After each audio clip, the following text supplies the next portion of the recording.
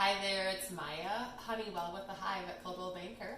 As promised, just checking in with this week's statistics, and as a refresher from last week, if you didn't tune in, we're just trying to give people a week-by-week assessment of the real estate market here in the Twin Cities.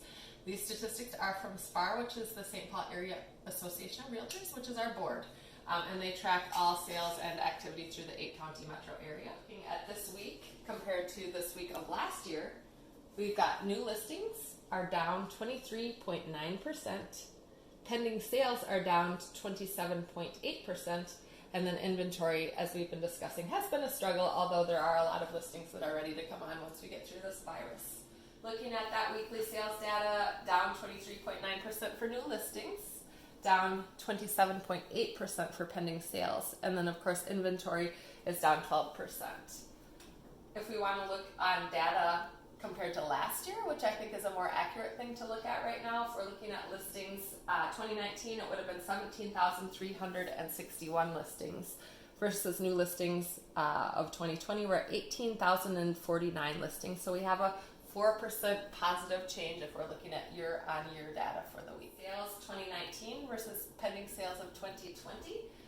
In 2019, we were at 13,296 pending sales. So those are properties under contract and before closing. This year, we've got 13,681 pending sales. So we've got a positive change of 2.9% if we're looking at the data 19 versus 20. And then home inventory, which as we've discussed has been an ongoing challenge. We are very low inventory right now. Last year we would have been at 9,316 units. This year we're at 8,617, which is really about half of the inventory we'd be expected in the spring market. So again, inventory, although last year was incredibly low, we're even lower now with a drop of 7.5%. I just wanted to say that I know that our days can be good and bad as we're going through these struggles, and I really think the most important thing for each of us to do is look at numbers. So if we're really looking at 2019 data versus 2020 data and looking at the year to date, we really have strong data and we're not in a terrible spot outside of that inventory being a little bit low. One thing that we are watching is that online showings are increasing up over 20% from last year. So we've still got buyers out there. Everyone's just being safe and staying close to home.